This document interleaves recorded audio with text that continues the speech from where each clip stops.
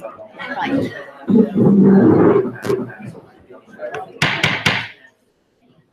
I love doing that. Instant quiet.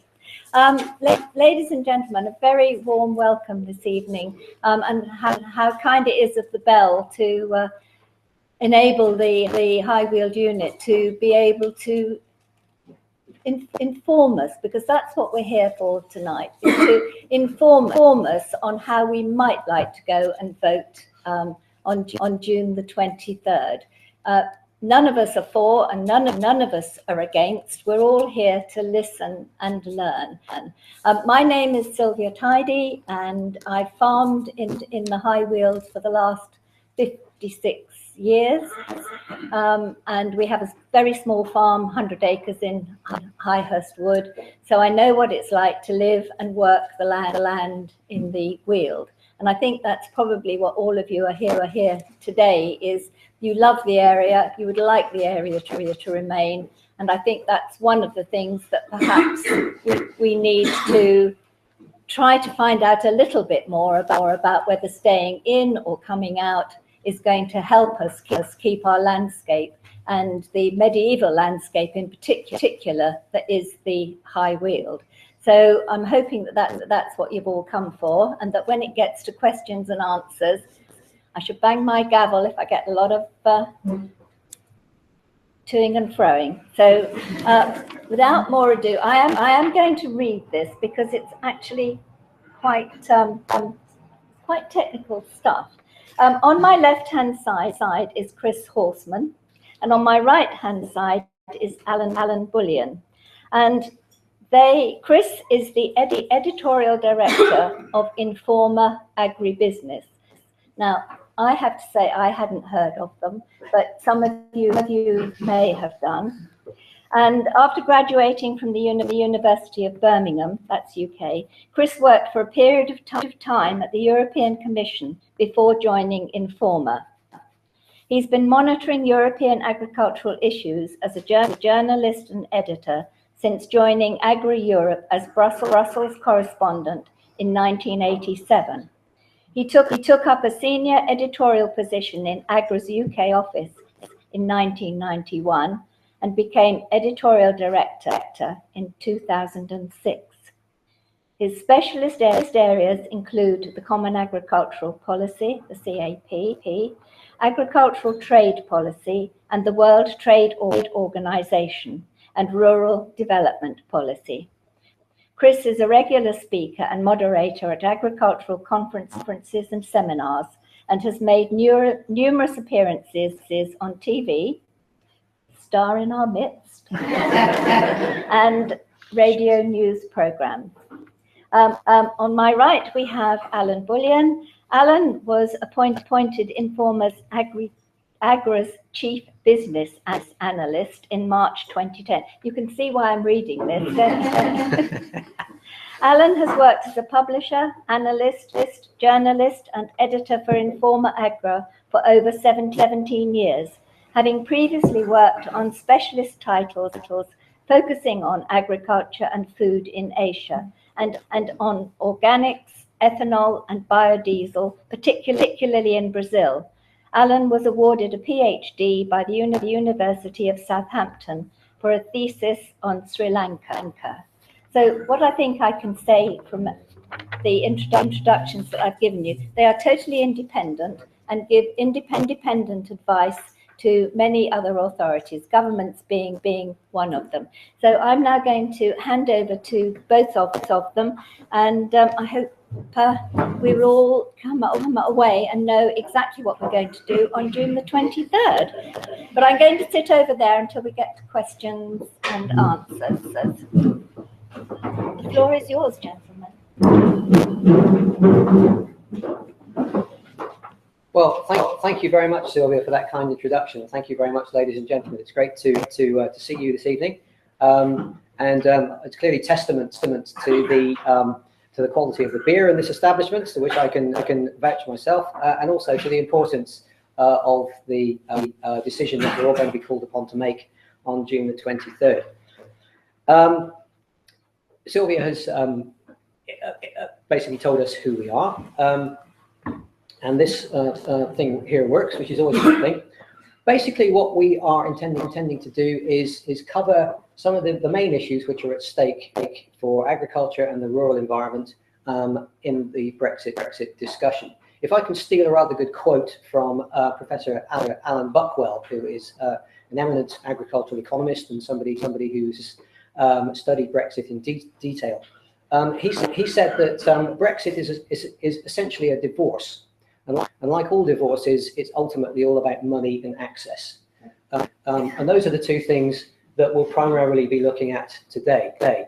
Support to agriculture in the UK within the Common Agricultural Policy and what that might look like if Britain was no longer part of the EU, and also the UK's trade relationships with the EU and the rest of the world if it was no longer part of the EU. What would that mean for the agri-food industry in particular? And we'll be, and I'll hand over to Alan. We're sort of doing a double act here. I'm going to be handing it over to Alan, looking at some of the trade aspects, some of the agri-politics of Brexit, and perhaps drawing a few conclusions together at the end. You will quite rightly want to know who we are and where we are coming from, metaphorically and perhaps also literally. We're both actually residents of Tunbridge Wells, so our interest in the agriculture of the Weald is far from just an academic one.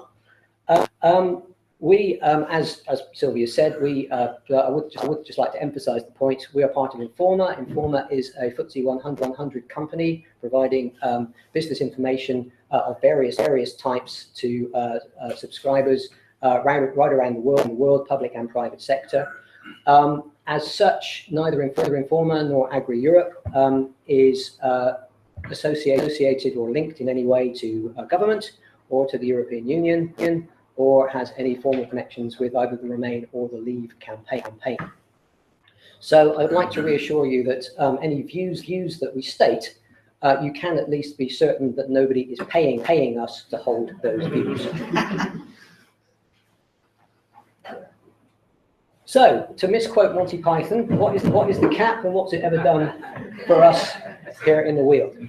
Well, it's done a lot of things, some good, some bad. And I wanted to draw up a sort of ledger to start with. The CAP has and continues to provide a sort of long-term funding framework for agriculture. The CAP, Common Agricultural Policy, apologies in advance for the jargon, works on a 7-year funded basis. And we're currently in the middle of a funding period running from 2014 to 2020. Within that period, every member country knows how much money it's going to get within the agricultural policy that's in force, and to a large extent, every farmer knows pretty much from one year to the next, within a few percent, what they are going to receive. So whether it's enough is a good question. Whether it's too much is another good question. But at least there is some stability of the financing that's available.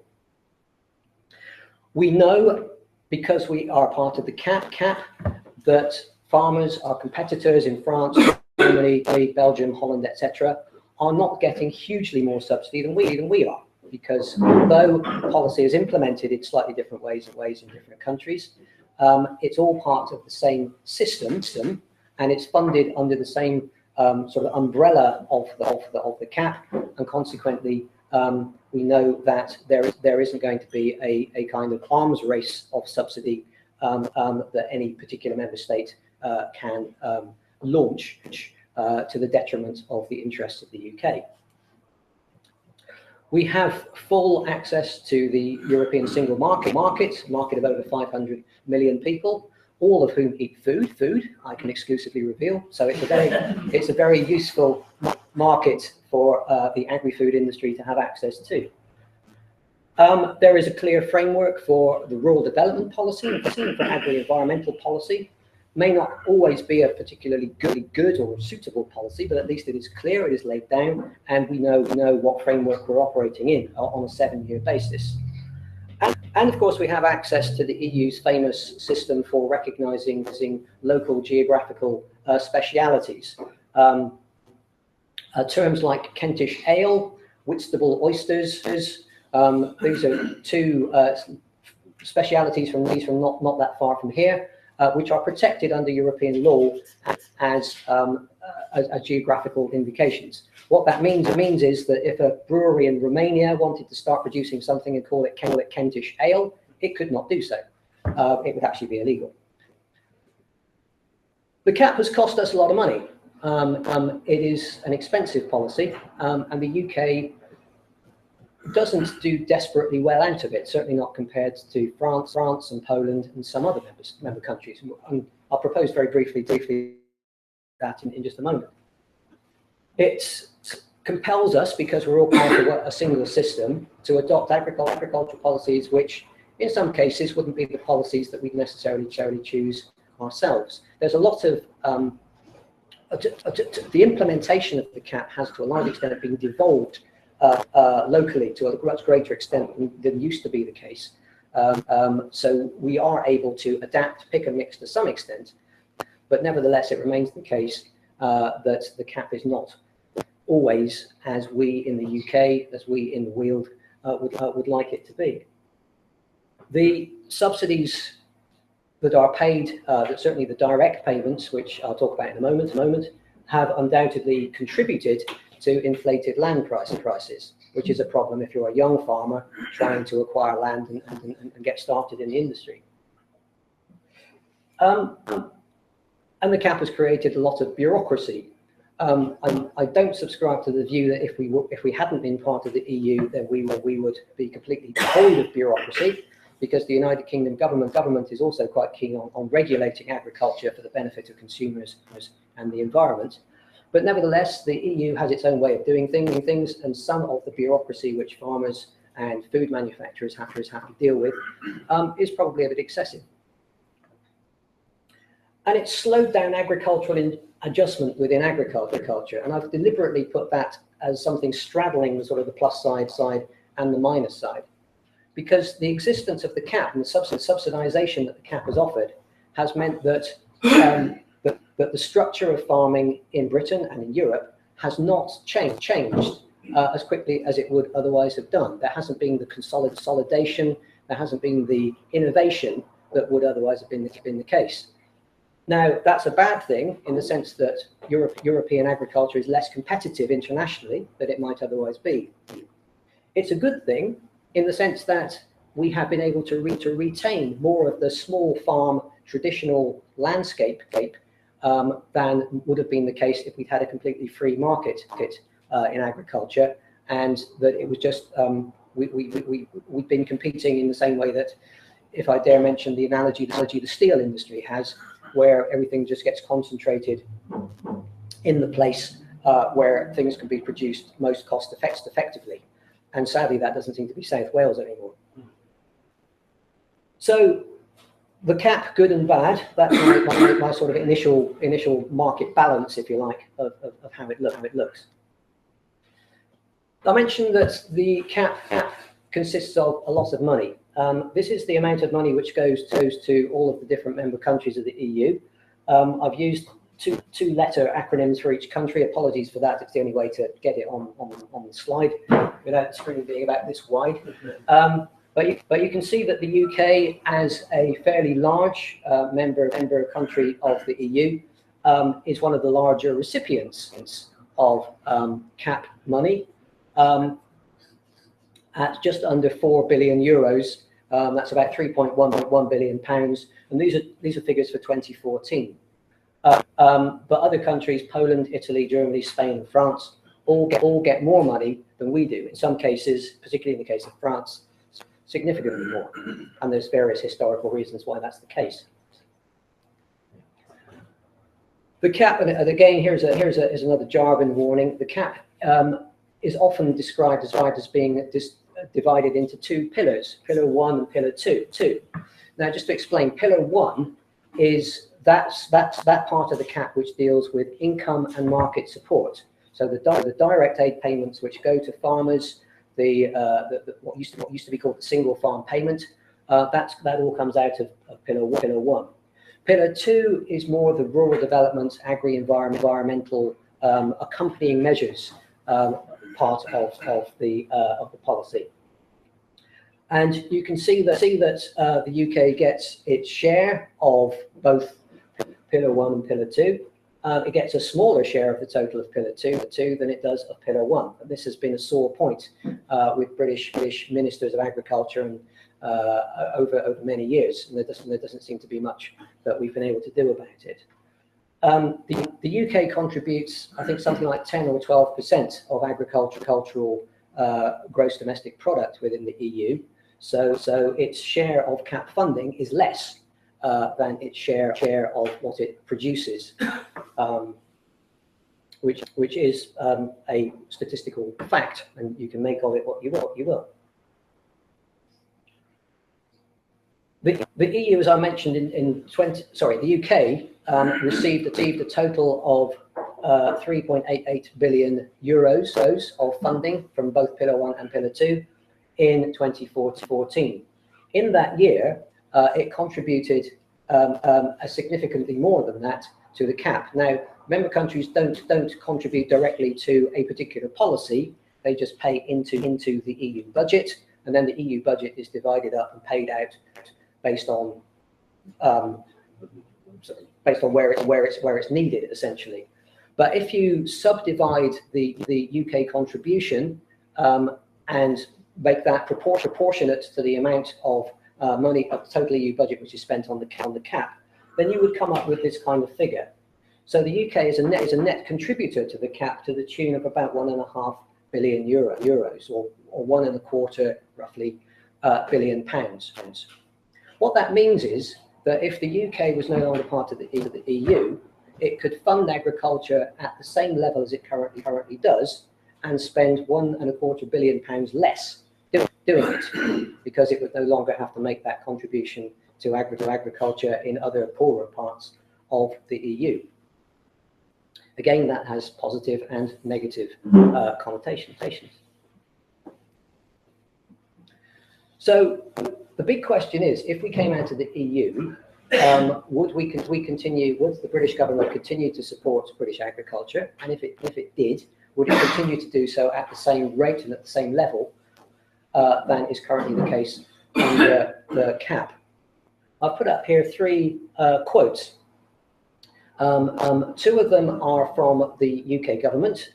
They both date from 2013 from different documents. And they both claim that certainly Pillar 1 funding, these direct aid payments to farmers, are not a desperately good idea, and they don't represent good taxpayer value for money, and that if the UK had its way, they would significantly reduce them or even phase them out completely. The third quote is from George Eustace, who is the current farming minister. He's also a campaigner on the Leave side. And he said at the NFU conference a couple of months ago that the UK would have enough money to fund its own agricultural policy. Could we do it? Yes, of course we would. Would we do it? Without a shadow of a doubt. So the question here is whether how much credence you give to the ideological statements which the British government has been making for many years about the fact that the CAP is overfunded and that we should spend less money on it. I think the key question is, would DEFRA and British agriculture ministers, both Labour and Conservative, going back 20-30 years, have been saying roughly consistent things. Of course, would they have been saying that if Brexit had been in prospect then? And would they have said it if they thought they had a cat in hell's chance of any of their proposals actually being agreed by the other EU countries?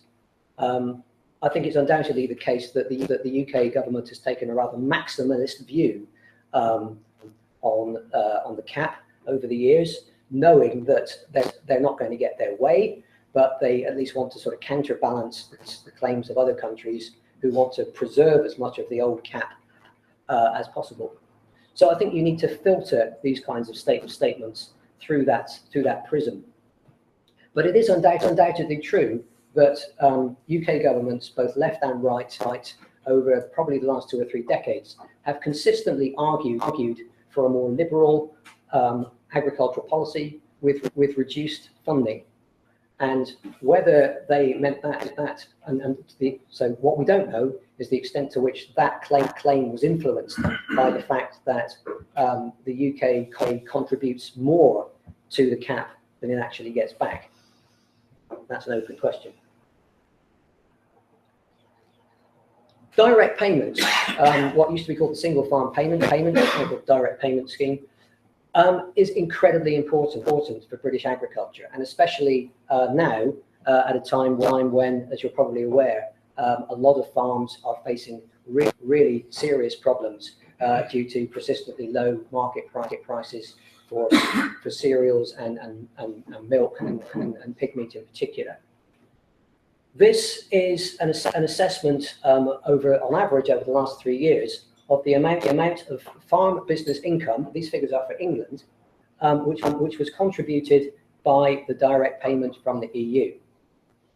And you can see that for some types of farm, particularly the lowland grazing category is interesting because this would include beef and sheep farmers in Weald. Basically, the entirety of farmers' actual net profit was derived from the direct payment, or in the absence of a direct payment, they would have made a business loss. For cereal farms, on average, 72% of that net net profit, the farm business income, was contributed by the direct aid payment, and so on and so on. And you can see the categories here. Basically, it's the livestock sector that is most heavily dependent on this subsidy. And these figures, it's about time I did a commercial, isn't it, Alan? These figures are taken from the Preparing for Brexit report, which Agri-Europe produced towards the end of last year, and a revised version of which is on sale now at all good websites, should you wish to make a purchase. This chart is also taken from the same report, and it makes a guess, really, and it's no more than a guess, but I'd like to think an educated guess as to what a likely scenario might be. Supposing that at some point in the future, direct payments were reduced by 50% compared with what they are at present. As some kind of compensation for that, the agri-environmental payments under Pillar 2 were increased by 10% on average, or if you were in a less favoured area, if you were in the Lake District or the mountains of Wales or wherever, you would get a 30% increase. So that's the scenario that we've projected. And in fact, with it's not a million miles away from what George Eustace was suggesting with his suggestion that the UK could contribute £2 billion a year to agricultural support, which is roughly 2/3 of what Britain is getting at the moment. So it's not an unfeasible scenario. If that was to happen, and all other income streams from diversified activities were to be the same, and if all costs were to remain the same, and that's in the real world, I have to admit, unlikely because farmers would adapt. But if they did remain unchanged, then the net impact of Brexit on farmers' net incomes would be a decline of between 16.7% and 48.4%. And again, it would affect different categories of farm differently. And I think that this is a not unfeasible scenario. I think this may well be the case. I think farmers would adapt and adjust. They would reduce their cost structure, and that would certainly offset some of the negative impacts of this.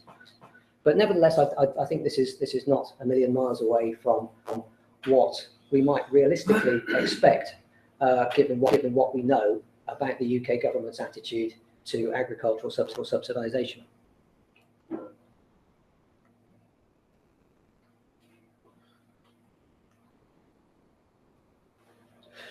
So if we were to leave the EU, there is a risk that subsidies would be reduced. There's a risk of a distortion of competition, because we would know that farmers in the continent would be getting subsidised at a higher rate than the UK farmers were, and that would give those farmers an advantage on the market if they were to be selling into our market and we were trying to sell into their market, which we would assume would continue to be the case. There would be a question which is not specifically linked to us in the southeast, but if you had a reduced funding allocation, how on earth would England, Wales, Scotland, and Northern Ireland agree to divide that up? That would be great fun, and might feed into possible discussions about whether Scotland still wanted to be part of the UK. If there was not a completely open single market, then there would be barriers to trade of the non-tariff variety. This is, if you could set up a situation where there were no import duties on trade between the UK and the rest of the EU, but there would still be barriers to trade if, for example, these technical issues like pesticide residue levels or which GM crops we authorised and which GM crops we didn't authorise were not harmonised. And the whole point of the UK having sovereignty would be that the UK would be, in principle, able to make its own decisions about things. The moment the UK starts making its own decisions about these things, it no longer has a completely harmonised market with the rest of the EU. There is the possibility, and this is a point that's being argued about, that the multinationals which in our food industry would disinvest and go and relocate somewhere else if it was disadvantageous to them to be located in the UK, which would then no longer be part of the European single market. On the plus side, UK agriculture policy could be better tailored to UK objectives. This problem of us having to comply with a policy that is sort of lowest common denominator for 28 countries, we could and should be able to do something about that. The net taxpayer cost of supporting agriculture would be reduced. Good news if you're a taxpayer, not fantastic news if you're a farmer, but nevertheless, farmers also pay taxes, so maybe it balances out. There would be more freedom for the UK to do what it instinctively wants to do and support biotechnology and innovations in agricultural science. But that would be if the public wanted to go along with it, and if, as I just mentioned, it doesn't hamper the UK's access to the EU market for its food exports. So that, oops, what's going on here? So that's again a sort of a balance sheet of what we might expect if the UK left the EU. I'm just going to say a couple more things before I hand over to Alan.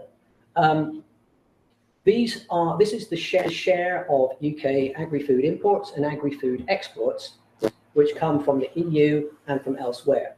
So 61% of our food exports go to the EU, roughly, and 71% of our food imports come from the EU. Now, people look at this sometimes and say, well, there you are. That it's clear that the EU will want to do a trade deal with us because they need us more than we need them. That is an erroneous conclusion to draw, and this actually shows you the share of each individual country's agri-food exports which go to the UK. And you can see that with the exception of Ireland and bizarrely Cyprus, and don't know why that's bizarre, but certainly Ireland would be would face big problems if the UK left the EU, and not just for its food trade in all sorts of areas. But apart from those two countries, every other member state sends 10% or less of its agri-food exports by value to the UK. So if there was to be a breakdown in trade because there wasn't a trade deal in place, then these countries would say, oh, right, well, that's 10% or 5% of our exports that we'll have to find the market for elsewhere. That's a bit of a nuisance. Whereas the UK would have to say, right, that's 60% of our exports that we'll have to find a market for somewhere else. So the difference, I would suggest, is a significant one. And of course, there has been a lot of discussion about which trade model the UK should adopt in the event of Brexit. And at this point, I'm going to hand over to my colleague Alan, who's going to say a little bit about that subject. Yeah. Okay, thanks, Chris. So, does that lead on? No? Push it to the right. Go to the right,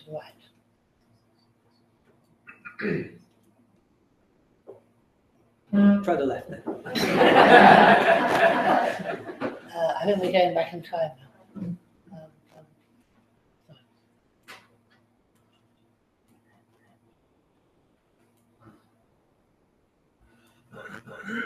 I'm pressing the button. I think I must have, sorry, I must have wrecked it from. Oh no, it's all right. Yeah. Try that. Okay. Give me a. Right, so one of the problems about the trade scenario is that we don't actually know what the future is. If we all knew what the future was, we could be certain. But one of the criticisms is really that there are various models or different examples currently in operation that might relate to the UK if we left, but we don't actually know which one of these would operate, and there are certain advantages and disadvantages for them all. So, would we remain a member of the European Economic Area, for example, like Norway? Norway currently is a member of the EEA, as it's called. It still has to abide by the Common Agricultural Policy by and large, and pays in about 75% of the normal budget for agriculture into to be part of the EEA. So Norway often says, well, the problem is we are there, but we're not there. We're at the table, but we're not part of the discussions. One of the problems from the Norwegian point of view would be that if we left, we wouldn't be part, for example, of the future cap reform discussions. So by and large, you might still have to abide by Common Agricultural Policy regulations and so forth, pay the equivalent of 75% of the budget we're already paying in, but not have any say. It's sometimes called fax democracy in Oslo, whereby faxes go back and forth telling the critics of this in Oslo what to do, but they have very little input in the discussion. So part of this is about not having a seat at the discussion table. Also, because I have a negotiated bilateral agreement, such as for Switzerland, Turkey, or Canada. Now, all these again have different advantages or disadvantages. The Canadian deal, which is called CETA, has taken 7 years currently to negotiate. It's founders on all sorts of areas like cheese and beef, and no doubt if the UK did a similar deal with Canada or whoever, there would be similar issues about designated nations or whatever. I think the point to make is that agriculture, since it's been part of the World Trade Organization agreement since 1994, has been actually one of the big sticking points. It's been very, very, very, very complex. And you may know, some of you in the room, that we've had this big impasse on the Doha round. The Doha development round in the liberalised trade agreements and to help the developing world was launched in 2001, 15 years ago, and is still ongoing. And a lot of the reason there was this discussion around what we call bilateral deals between one country and another, which is what the UK would have to do, UK with the EU or UK with Canada, whatever, is part and parcel of this. And we also have what we call plurilateral deals, involving a multiplicity of countries, as well as multilateral deals such as the WTO. So one of the things is it's complex. Agriculture is a big sticking point, often one of the biggest sticking points, and it takes a long time. Next one. please. Under any alternative model, UK farmers and food producers would face new barriers to trade and complex negotiations for these deals. So when we went down the Norwegian route, the Canadian route, the Turkish route, the Swiss route, or WTO, World Trade Organization, somehow we're going to have to renegotiate a lot of these deals. And in the absence of a specific agreement on agricultural products, the default will be WTO rules, and the EU applying its most favoured nation tariffs to UK agribusiness exports. Now, the problem is with this, it would take a long time. Of course, some people say, well, it would free up the UK to talk more easily to India or to Thailand or Japan or whoever, these trade deals with the EU that take many years, but there's no guarantee that this would happen any more quickly, I would suggest. Okay, next one. So under the Norwegian model, which is the EEA, agriculture is not included, so the most favoured nation tariffs would apply. Under Canada-style agreement, which has been favoured by Boris Johnson, while agricultural tariffs are eliminated, in most cases, but trade in beef, pork, poultry, fruit and veg remains protected. So there's various different opt-outs according to which scenario. And the US has said it favours dealing with the UK inside of the Transatlantic Trade and Investment Partnership. I'll just say a bit of a word about that because when Barack Obama was over here the other week, there was a lot of criticism about Barack Obama, the outgoing US president, saying, well, the UK should stay in the EU and it would be good for us all, and it would take 10 years, a decade or more, to agree a trade deal between the UK and the EU if we were out. I mean, it's true that some people I speak to say, well, we would have the freedom to do what we like. We could then discuss a UK-US trade deal without involving the rest of the EU. A couple of conclusions I have is that the same issues would be there, they wouldn't go away. And these are simply these of equivalence, that there are considerable differences between US agriculture and UK agriculture on genetically modified crops, on the use of chlorinated chicken, on beef hormones, and there would be the issue of geographical indications as well. These may be, again, rather contested, complex and drawn out issues. So it may take 10 years, it may be quicker, who knows. The other fly in the ointment is something I've been working on today, which is the pronouncements of the successors to Obama, who are much more protectionist, at least in their pronouncements.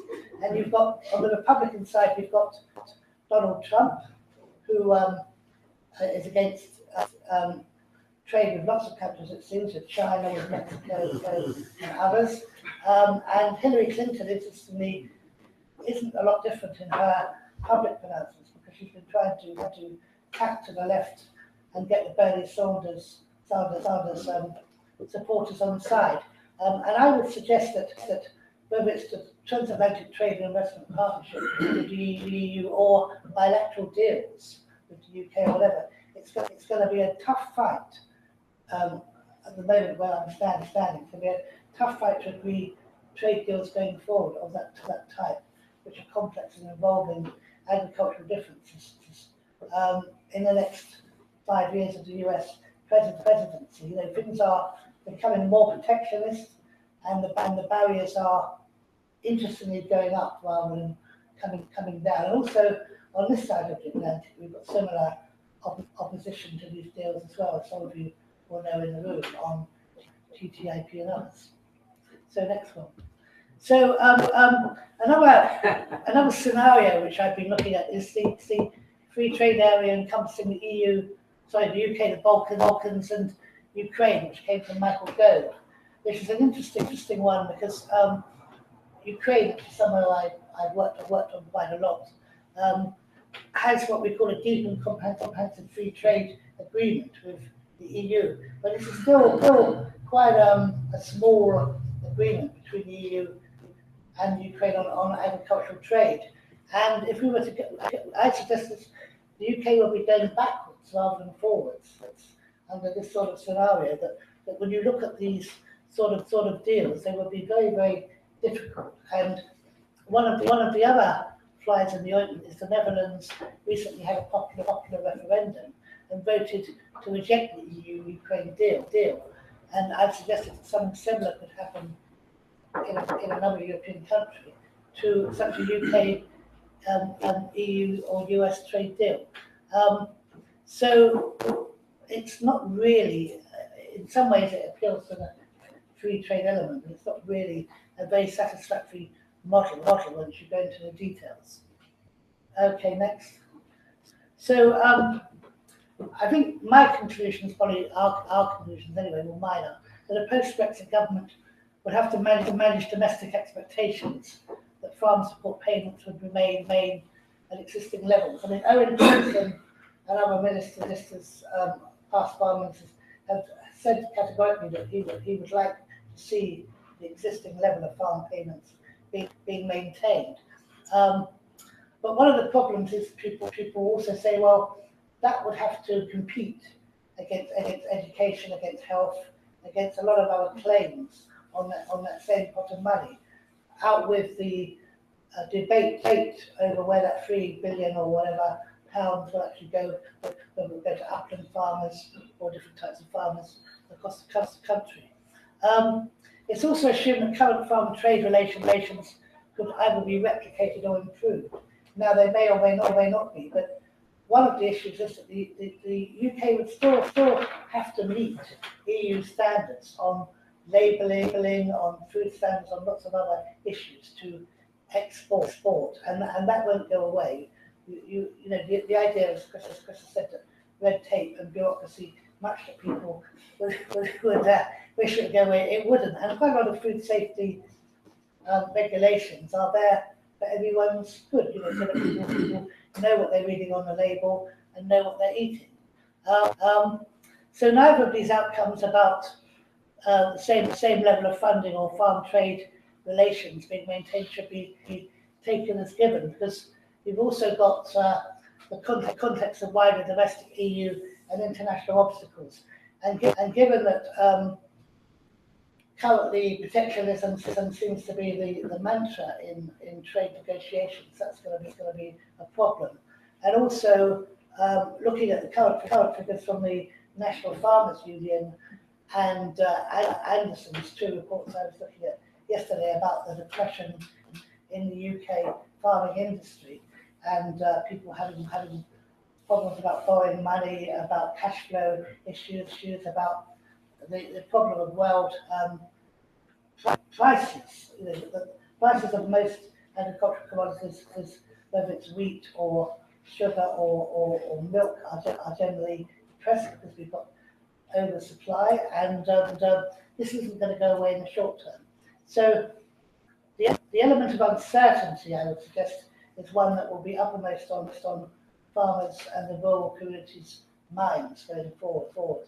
You know, whether this leap into the unknown, which Brexit may pose, will be a good or bad thing for them going forward. So thank you.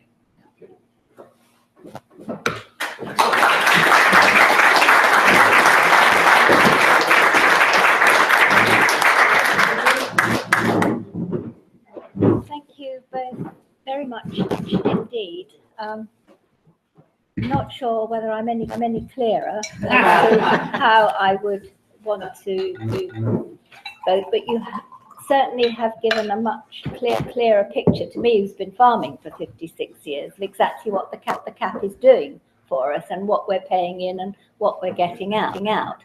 But I think for this area, it's much more to do with the landscape and smaller farms, maintaining that landscape that can be nurtured and grazed, because if it's not looked after, it will disappear. And for me, that I would not want to leave that to the next generation. I would want to make sure that I was passing on the landscape that we have now, which has been passed down through generations, that I was passing that on to other people. So it's not so much a question of the food that we produce, it's actually keeping the landscape as it is and for other people and other generations to enjoy. Anyway, I'm going to ask you, has anyone got a question they would like? Lady at the back, and then the lady at the front. My thanks to the two members as well for a very clear briefing. You're, of course, you're very aware that there's another developmental policy pressure on the Weald, particularly, which is development. The other sort of gravitational pull on farmland is the non-farming use that sucks away so much of our productive land because the prices are now so extraordinary. I was a briefing the other day related to water policy in Sussex, and there was a representative of Natural England there who had seen a paper that I'd asked them to send to me. I haven't seen it yet. You may have seen it. They got a legal opinion on what the status of EU mandated protection of things like the Ashdown forest and other areas of outstanding natural beauty, triple SIs, would be if we left the European Union. And the legal opinion was that unless the British government had actually made it British law, and she cited, for example, the radius, the two radii protecting areas around the Ashdown forest, the 400-metre protection zone, which we have taken into our own national statutes, would remain. But the 7-kilometre radius that some people around here love and other people around here hate would disappear. That protection would be extinguished if we left. And I just wondered if you two have looked into this and would be able to give us a quick summary of what developmental pressures would be rendered more potent by a decision to leave. Who would like to take that? Yes, so for what I've seen, that interpretation is correct. That understanding about the 7 kilometres is correct. I think the other point I would make is that currently land prices are declining, interestingly enough, from the current surveys. And one of the impacts has been the uncertainty around Brexit on land prices. So there's been some interesting reports from various land agents looking at the impact of Brexit on land prices, and actually it does seem to be having a depressive effect on uncertainty. But I think you're right, there are various current protections, if you like, on zoning and so forth that may well be under threat, and the 7 kilometres is an interpretation I personally heard. Yeah. I would defer to Alan. I'm not an expert on planning law, but I think it does, as a sort of more general point, it emphasises something which would be a very significant challenge if the UK came out of the EU, which would be that there would be, almost everywhere you look, there would be a challenge to unpick the legislation in force from the EU legislation that was around it. So what laws would we have to re-adopt as UK law because it was no longer valid as EU law? Some we could get rid of. We'd be quite pleased to get rid of it. Others we'd be quite anxious to reinstate. There would be a lot going on, and I must admit, I think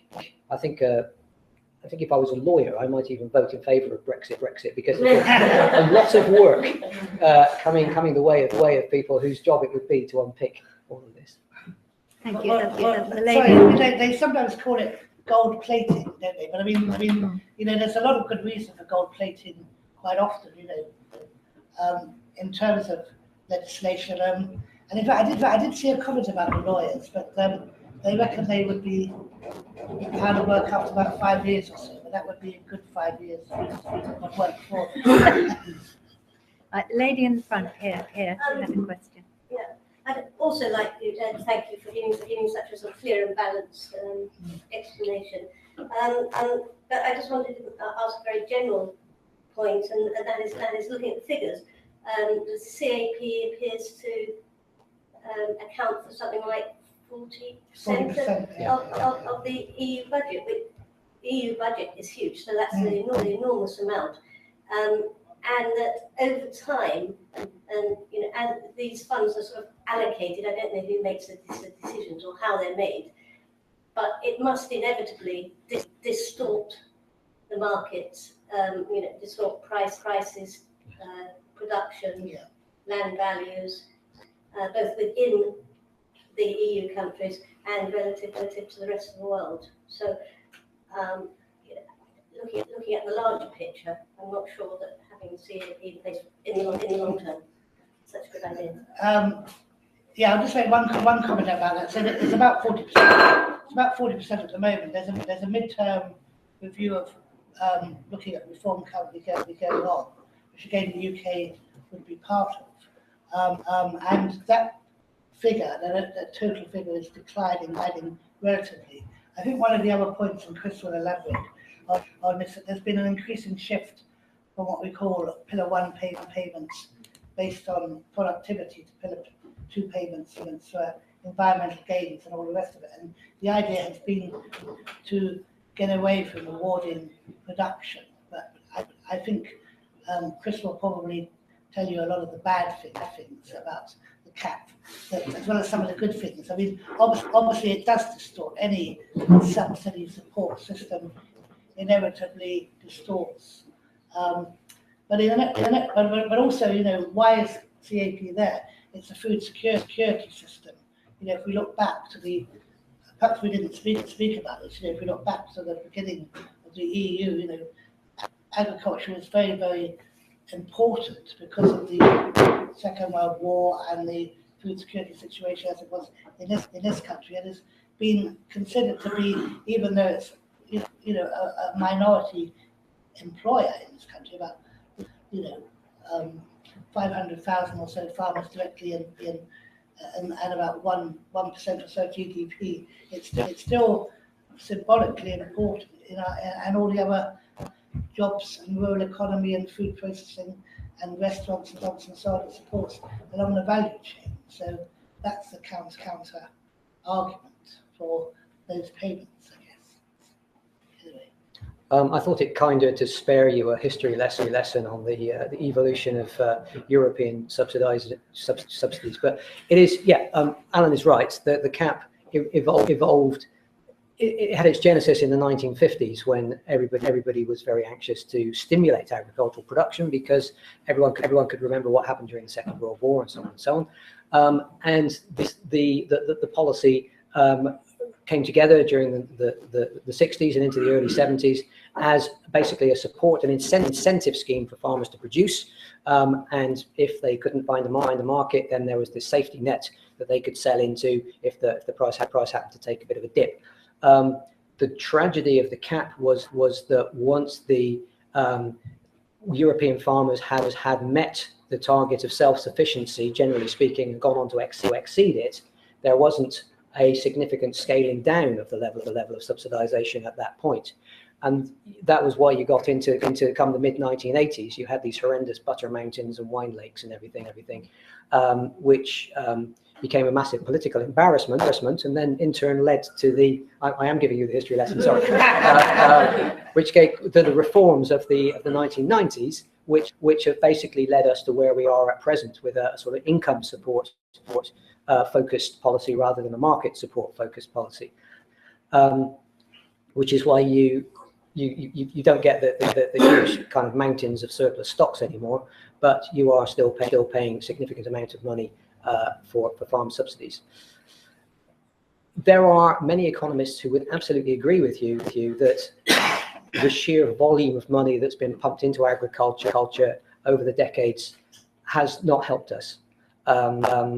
It has had the effect of distorting markets. It's certainly inflated land prices. Back in the days when the EU was still subsidizing exports, and by the way, it is no longer subsidizing exports, but back in the days when it was unfairly competing with developing countries on third country markets. the question is, how do you get from where you are to where you might ideally like to be? And having not followed that reformist course from the sort of 70s and 80s, we are now at a position where we are here, and ideally we'd like to be there. And we can't possibly get there in one step, because that would be so traumatic that you would wreck the farming industry in the process. So there is a process of reform which is underway. It is proceeding at quite a glacial pace, such that only people who've been around for decades and decades, like myself, old crumblies like me, can actually sort of detect that it's happening. But there is a process of reform ongoing. I think if the UK was to take control of its own farm policy, that adjustment process would probably speed up, and we would move closer to something which economists would recognise as being a rational programme. But in the short term, that would be traumatic for a lot of farmers. So that's the trade-off, I think. Do you not feel that we're there somewhat already? Sorry to interrupt. But, you know, dairy farmers, 2 dairy farmers at least going out a week currently. You've already said cereal prices down. Land price, pork price, all those are suffering. Even just the thought coming out of the EU is probably having an effect on that. As it stands at the moment. Do you not feel if we voted to come out, that actually that would be quite catastrophic for British farmers? Because if we've got a minimum of 5 years to actually sort all the policies out, what's going to happen within that 5 years? If those numbers are going to double, if not triple? The number of farmers in the UK and in Europe has been declining for at least 40 years. It will probably continue to do so, because small businesses tend to amalgamate. Small businesses tend to become larger. That's sort of how economic forces tend to work, and that's happened despite the cap and despite the largesse that was thrown at the agriculture sector in the earlier days of the policy. I think that if there is a vote to leave, then it won't do the confidence of many small businesses much good. Certainly not farms. What happens in the long term would depend on how quickly a comprehensive UK agriculture policy was put together, and how generous it was in terms of replicating the kind of support that we currently have. And that is an unknown at present. But you've got 500 plus cow herds going out of business because they can't. So it's not just the small business. I'm going to go to the gentleman here who had his hand up. Yeah, no, thank you very much. Can I just ask you a little bit about, several times we mentioned the rise of land prices, and around about £10,000 an acre, we quite often hear, is partly due to the CAP. I think certainly in the southeast, the effect of London commuters, people who want to have hobby farms, and everything else. I really don't think that the single farm payment has really, you wouldn't get a return on investment if you bought £10,000 an acre and relied on your single farm payment. It's far better to put it in the bank and probably lose money on the job. So I think we need to crush that one straight away. The other question I'd like to ask is, one of your slides, you said if it was Brexit, and it showed the decrease in farm incomes in various different, there was the mix, the dairies, pigs, poultry, and so on. You said that there may be an effect that there would be structural reforms, and one assumes that maybe larger enterprises, bigger farms, as a small one go, and the lowering of costs. Now, I'm not entirely sure. I wonder if you could expand on that. I'm not entirely sure how most farms can cut costs. And if it is a case of structural reform and bigger farms, one assumes that means actually shoving out a few more hedges and making bigger fields. And I don't think that's going to work in High Weald. No, I'm not sure that I did mention lower costs. I think that if Brexit happens, then farmers will look to find ways of reducing costs, and that may be by amalgamating, by spending less money on pesticides, fertilizers, replacement animals, whatever it might be. They could. I don't think they'll be allowed to rip hedges out, because we have laws in place that prevent them doing that, and that will continue to be the case, I'm sure, under a UK farm policy. And I think most of us in this room would say that was a good thing. Yes, it would be. Going back to your point about land prices, it is true that in this particular area, it's the residential area and the sort of the overflow from the residential market has a particular impact on land prices here, and it is that is probably the determining factor, and in large parts of southern England that is the case. Nevertheless, you know, if you buy land with the knowledge that attached to that is, you know, a regular guaranteed flow of X thousand pounds a year of single farm payment, then it's likely that you'll pay more for that than would be the case if that flow of income was not there. So it's not a determining factor, but nevertheless it's a factor which influences that. Yeah, it's an interesting question. I mean, I'll just come back to a couple of points I made. Was you know, we're still in the overarching area of the world commodity prices and the domestic prices, which gentlemen over there referred to, which obviously have, you know, won't go away whether we stay in or go out, and what people are prepared to pay. And secondly, I was looking at a couple of reports yesterday which about the British farming sector, which were very gloomy. You know, I thought, well, where's the good news? That there was very little good news there, and maybe the authors had that particular message. But difficulties with bank lending, you know, there were quite simple things that could be sorted out whether we remain in the EU or not. You know, about bank lending to farmers and all the rest of it. Secondly, I was trying to look like you for where farmers could become more efficient, and the problem is that we're already down to, you know, low margins, and we've made those efficiencies.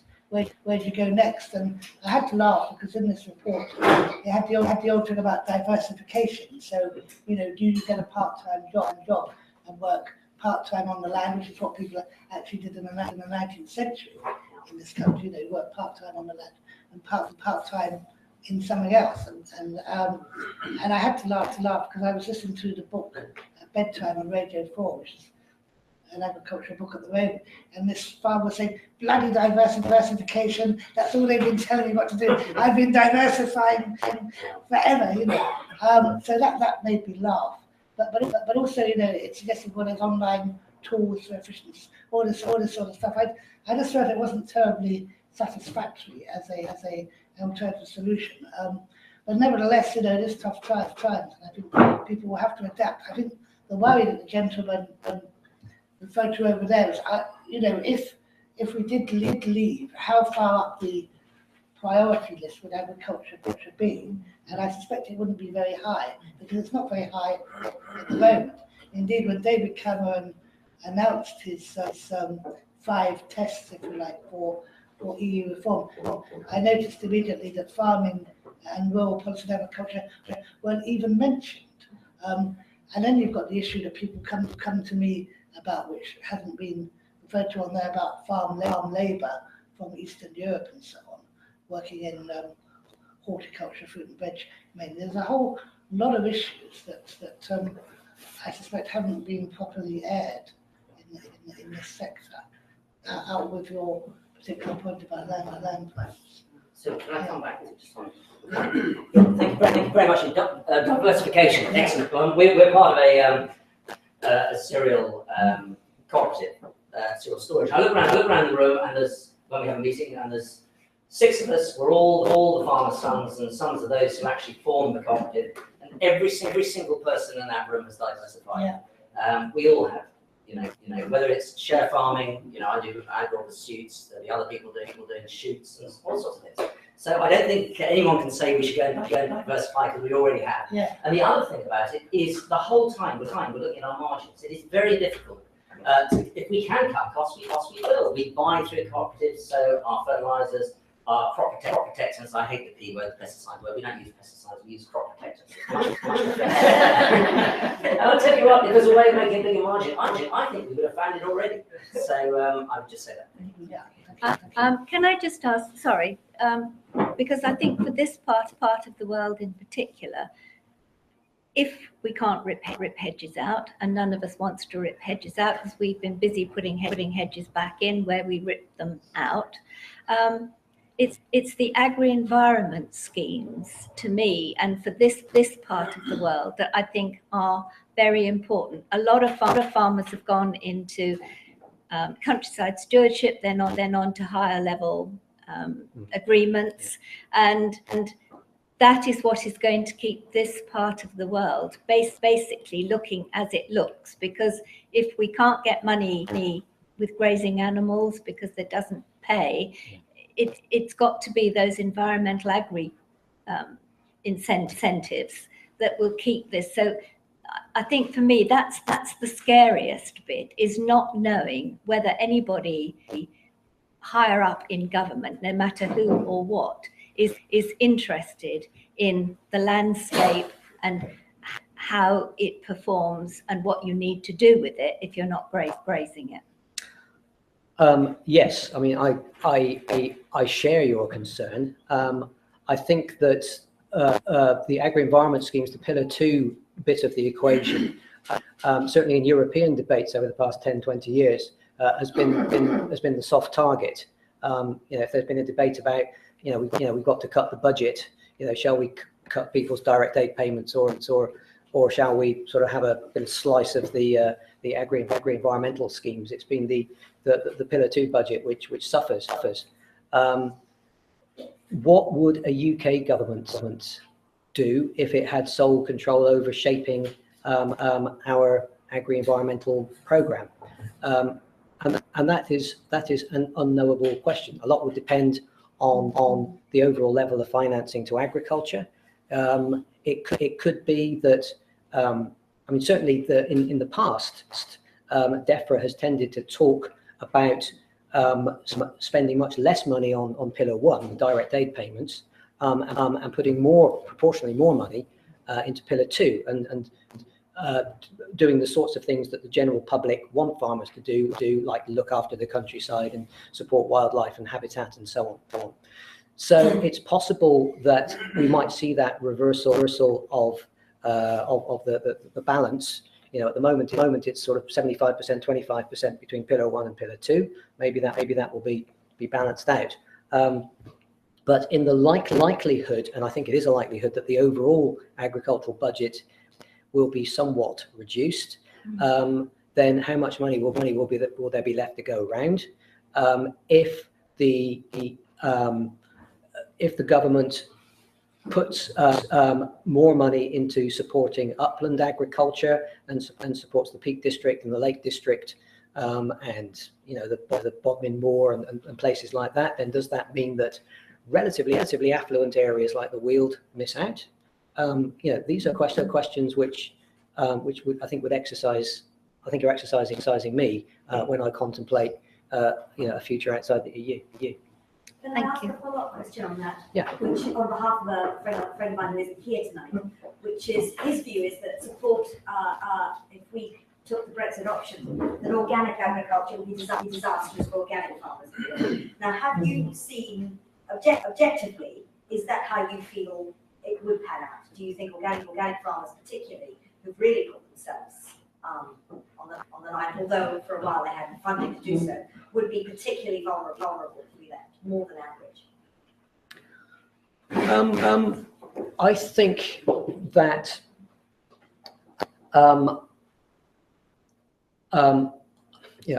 I don't think the British government is as sold out on the benefits of organic farming as some other European countries are. There are places like Italy and Austria, to take two examples, where the amount of funding for organic farming is very high, and they're absolutely committed to that, to producing this food that that consumers want over there. They're absolutely convinced of the environmental benefits of organic farming, and they support it very quite heavily. Britain has always seemed to me, and I'm just going by impressions of discussions that I've seen over 25 years, has thought that organic farming is a good thing, but it's not something that the UK has queued up to throw money at. There was in the sort of Tony Blair era, there was quite a lot of funding available, but then there was more money available overall, and Attacked. Right.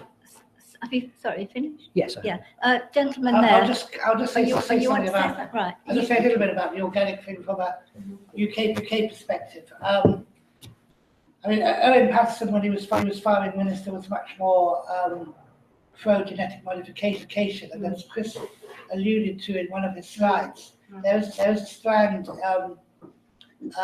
in current Conservative government thinking that actually, you know, the EU legislation on genetically modified crops is bad for trade and all the rest of it, and it may, you know, Brexit would mean potentially a better scenario for some of these products. The Labour Party under Corbyn is interesting because Kerry McCarthy, as the agriculture spokesman for Labour, is much more pro vegan, vegetarian, and organic farming. Whether of course, you know, Labour would have, because predominantly the problem for Labour, it's always had agriculture from towns, and Bristol is where the current one comes from, you know, because they're not that well represented in the countryside. But you know, one could say that there would be more of a organic type domestic policy from Labour. But I think that the problem is that the competition for the total pie would still be the same, and you know where that was divided up would be the key question. So I think in recent years, organic farming has increasingly tried to look for support from other sectors and supermarket chains and other types of funding, you know, to sustain it, because it's always been seen to be a relatively small niche in the overall funding scenario. Yeah. If that helps. The gentleman in the, yes. Thank you, Madam Chairman. And I'd like to thank the speakers for giving a very interesting talk. I personally am a strongly Brexit man, as most people would know. I feel that the CAP is a behemoth. It's very expensive, and as it was pointed out, we don't get back as much as we pay in. It's for the little people in this area who farm corn, as I do. It does make a big difference getting a CAP subsidy. Otherwise, we would lose money. We are stupid enough in this high Weald area to try and grow corn. Okay, that's our fault, but we just keep going with the subsidy. But at the same time, people in the eastern counties who have these large farms are getting stinking rich on it, and that is not right. And what I feel is that we've got to come out, and then our country has a very good record for agriculture. We nearly became self-sufficient after the war, but now, of course, we've let that slip. But I feel that the government can't ignore the farmers. And if we came out, they have money. We're spending what, £350 million a week. We've got money to treat the farmers in a very sensible way.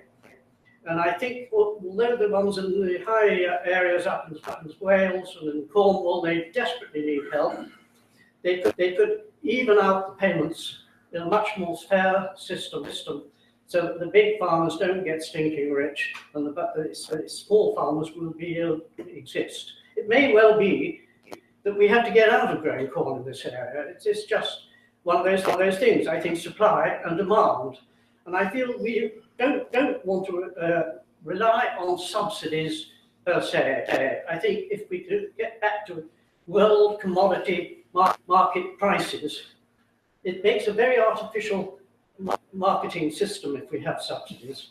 But slowly but surely, I have a feeling that we should get back to world commodity prices. And if we can't produce at that price, fair enough, get out. Otherwise, stay in it as much as we can. We've got a very strong farming community in this country, and I feel that the government will look after us if we come out. So I'm afraid I'm a very strong Brexit man. Thank you. Yeah.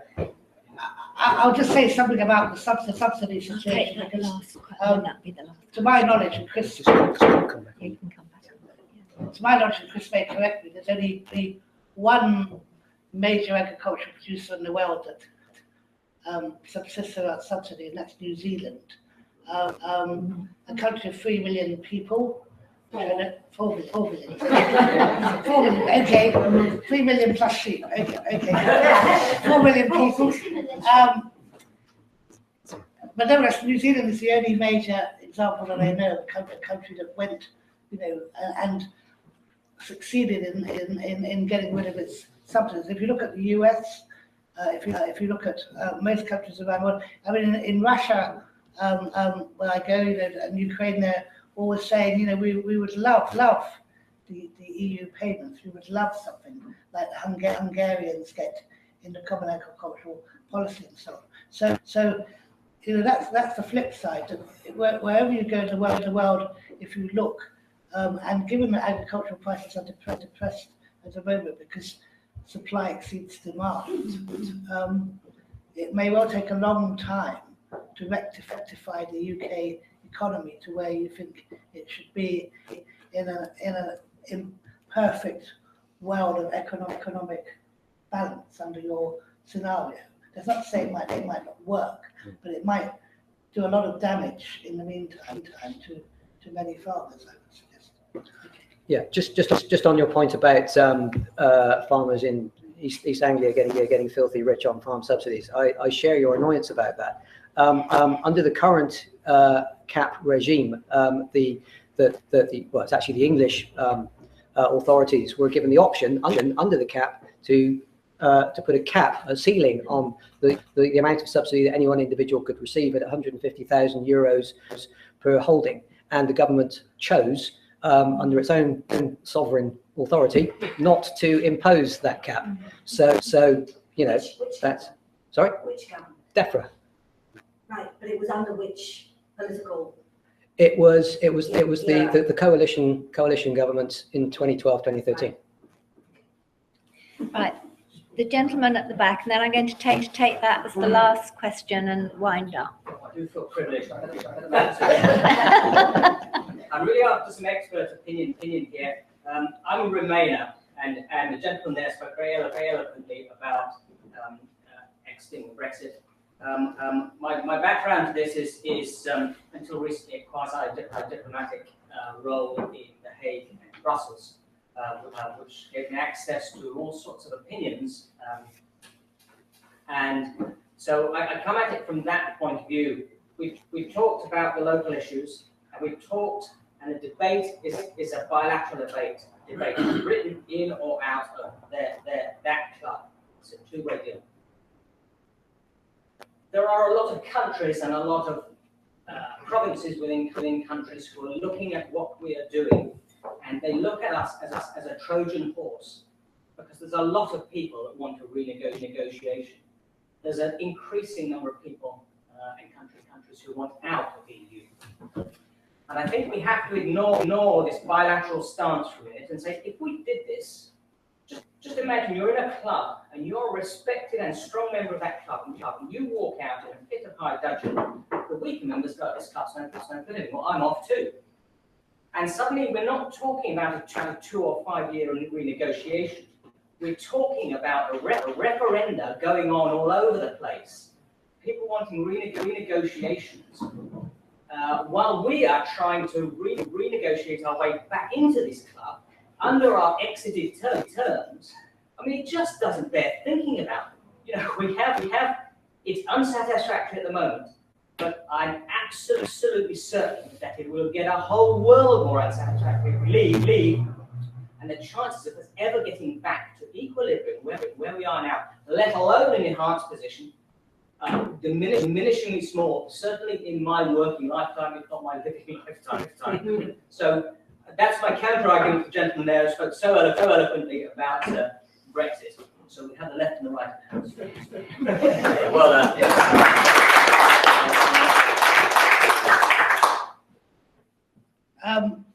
done. Sorry. Yeah. Yes. I think I have considered just what you have said in this kind of nightmare scenario. and indeed for people who support leaving, you know, because it's mainly the issue about sovereignty. They say, you know, sovereignty over our own territory, over our own affairs. It's increasingly, of course, whether you agree or disagree with it, it's being cited in France, in the Netherlands, and in other countries, as you're fully aware.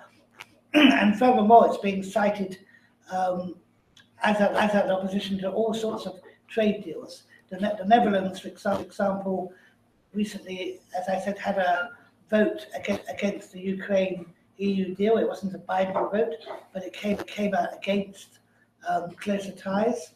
There's nothing to stop further referenda of that sort in the Netherlands, or indeed in other countries. And the Netherlands is already talking about one on TTIP. There's nothing to stop the Netherlands going forward if the UK leaves the EU, having a referendum to stop us ever joining again, or having closer, more favourable trade terms. So,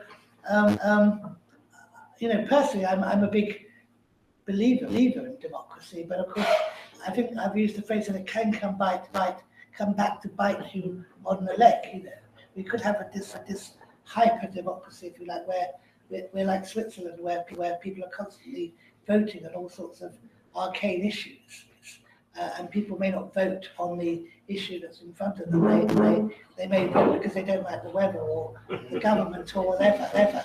On that particular day, they get up and feel in a bad mood and want to kick the cat and kick the government. And I think that's the problem, that we've got this referendum now for better, for worse.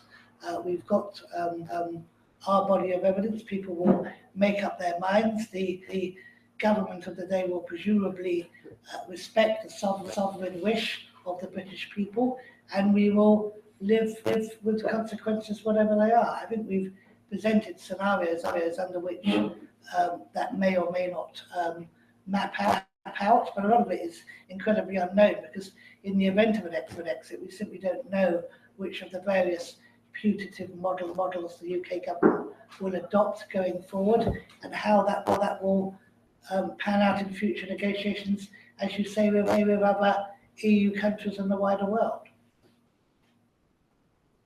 Yes, I agree, Alan. I think that it really boils down to, I think this is my personal view, is that for the Remainers, it's all about the economy and the economic benefits of staying in. For the Leavers, it's all about getting sovereignty back and having control over particularly immigration and everything else for which we have to pool sovereignty at the moment. And you know, that's not a circle that can be square that can be circled, whichever the expression is, very easily at all. So it's just a question of whether people want to have that absolute sovereignty over Britain's affairs, or whether they want to stay in a club which most experts seem to think will leave us better off. Well, the same experts who wanted us to stay in the EU. I mean, no, sorry, to join the euro. Join the euro. Well, not just them. well, that's a separate conversation. Yeah. And not for tonight. The UK is not in the euro.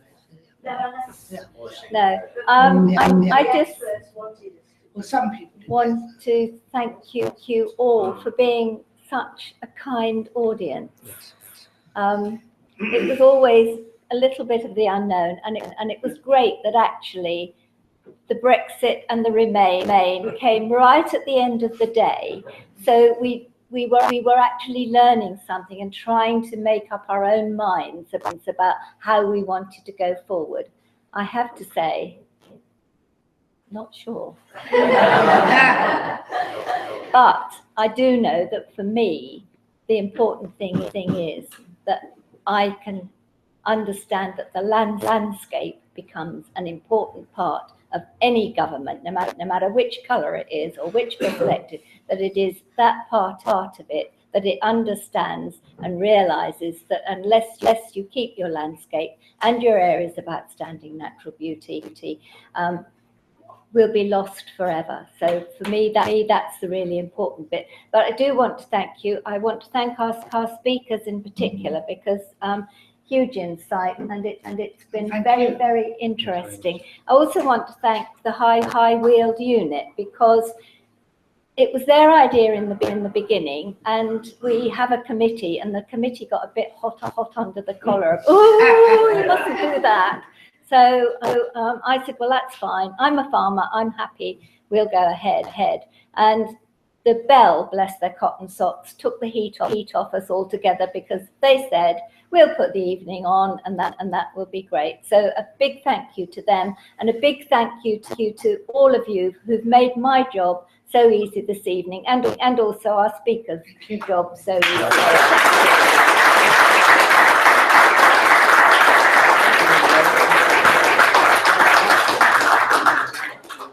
And I'm sure the Bell would be delighted if you went and had another drink.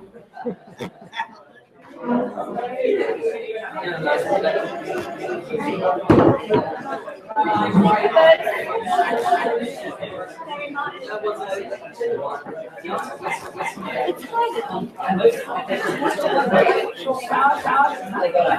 Well, Royal Dairy Farm, have somebody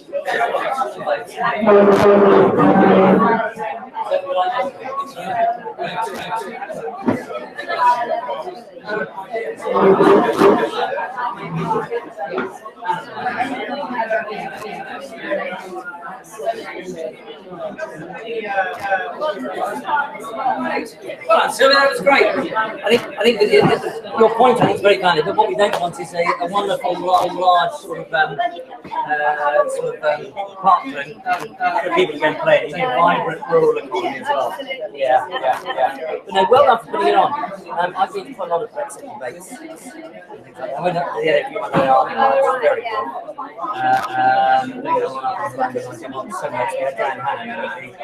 Well, I was going to say, Dan is no good going to this. No, he speaks very well. He speaks fantastically. Yeah. But he won't change his mind. It doesn't matter what you say. I've heard him ever since 17 years ago, so I've seen many people have the Brussels run European Parliament. You know, you're listening against why have you had Luca 17 years? Yeah, and just slag it off. You know, I thought in the early days he might be a reformer. No. He just goes there, does his job, he comes back out, he winds everybody else up. Because I spoke to him there, and I said, well, Dan, you've been an MEP for 17 years living in Brussels. Am I right in thinking you're not eligible to vote? It's more than 15 years as an expat. He said, no, I'm still a UK citizen. And now I had actually bloody flaming around at the end. It's really good up there. In Norway. He said, oh, tariff-free Norway. I said, no, they pay tariffs and they fish at the EU. Yeah, and they do it, and that's the interest in agriculture. And I